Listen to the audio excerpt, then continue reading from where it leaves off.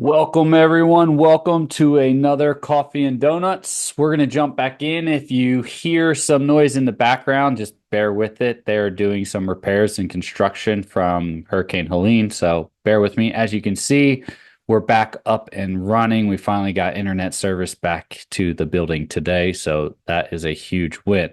Now, for today, we're going to go over it just like we normally do. Can everyone hear me all right?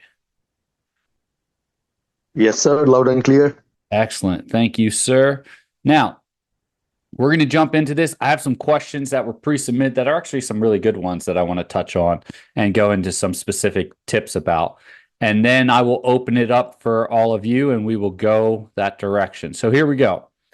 First question that was asked was, they came to my neighborhood and asked my neighbors about me. I leave for the academy January 6th. Is there anything I can do while I wait, like workouts or studying tips? So, first and foremost, let me kind of give you a pre-academy prep here, and then we'll go back to the whole neighbors thing. But for the academy, you want to be able to make sure you have endurance, right? So, I'm not saying you have to run everywhere and run 20 times a day. That's not what I'm saying, but you want to have conditioned cardio. They're going to try and break you your first week in the academy if it's one of those paramilitary type academies where they're really just kind of really focusing on mental stress by using physical stressors, right? That means working out, things like that. They'll yell at you, things along those lines.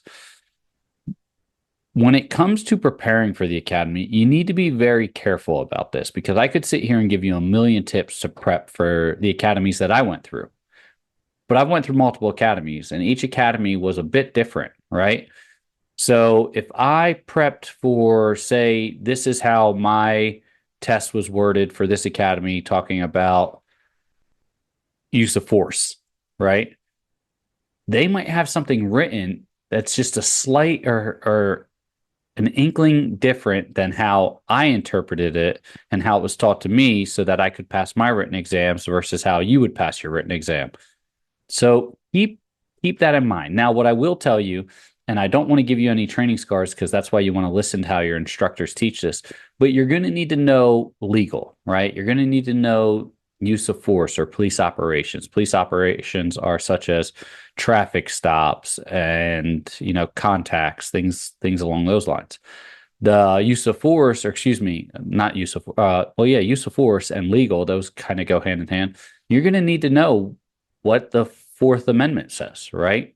That's the one that really governs a lot of law enforcement. You're going to need to know some significant case law. I'm not telling you to get into it right now, but if you want to, great. So significant case law would look like this. Tennessee v. Ohio, Graham v. Connor, Tennessee v. Gardner, Graham v. Connor.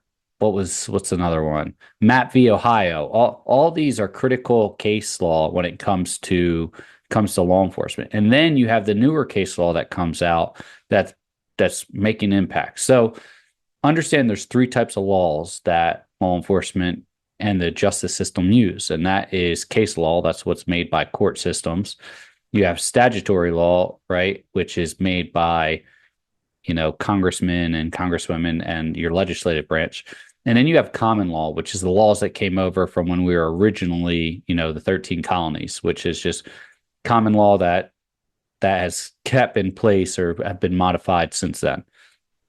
Those are all things you're going to need to know. And it deep dives into that a little bit more depending on what exam you're at, and then it's just going to keep growing from there. So when it comes to prepping for the academy, you can jump into that stuff. I would recommend waiting till, your instructors kind of explain it to you because you don't want to misinterpret it and then have to break that training habit. But if you want to jump into it and you feel that you can at least process the information once or twice and then get a better grasp of it when they talk about it, go ahead and do that. It will definitely benefit you. Workouts. I'm going to say this. I've said this to a lot of people. When it comes to before the academy, once you get your official hire letter, right? Whether you're on a conditional, or excuse me, whether you're on a pre-hire and you're waiting to go to the academy, or you're actually going to the academy, do not work out outside of the academy. with the exception, you can run and you can lift and do, some body weight workouts or whatever, but no jujitsu, no soccer, no volleyball, no basketball, anything that can get you injured outside of the actual academy is a chance for you to get removed from the process because you can't physically complete the academy. So just kind of keep that in mind. All right. That's question number 1. Question number 2. Let's see here. Whenever there's a problem. Okay. So this is the greatest weakness question. So is being too self-reliant a weakness? You got to be careful here. Once again, I make the comment that you don't want to sell positive as a negative. So whenever there's a problem or situation, I'm always trying to sort it out myself because I don't like to rely on others to do it for me. I have to do it right myself or it's not right at all. Whenever I feel I know the right way to do something, it's kind of hard for me to let my team do it, even though I know I should be able to rely on them. Yeah, I mean, you can definitely say, if you're going to go that route with it, you can definitely say that that's a weakness.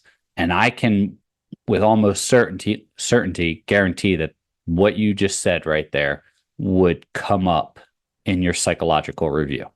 And your psychologist will be beating down on this one specific comment right here. So just because you're using it to get through one phase of the hiring process, this might come back to bite you in the other, because at first you're saying, oh, I just rather do stuff myself. Okay. So you're not a team player. So you can't work well with others. Why would I want to hire you? Why should a department? I mean, you're going to have to deal with community members all day, every day. And if someone says, if you radio, or not, excuse me, not radio, if you get on a loudspeaker and tell someone to pull their car up into the parking lot and they're not understanding you for whatever reason, language barrier or whatever, are you just going to get in there, rip them out of their car and jump in their car and do it for them? All right. How facetious and astronomical do we go with this? So that's why articulation is key on this one. I don't necessarily know if I would use that. And if I did use it, I definitely wouldn't articulate it that way because there's a good chance that's going to come back to really beat you up. All right. Next one. What does it mean when your background packet is being reviewed by a panel after your background investigation is complete? So common issue here.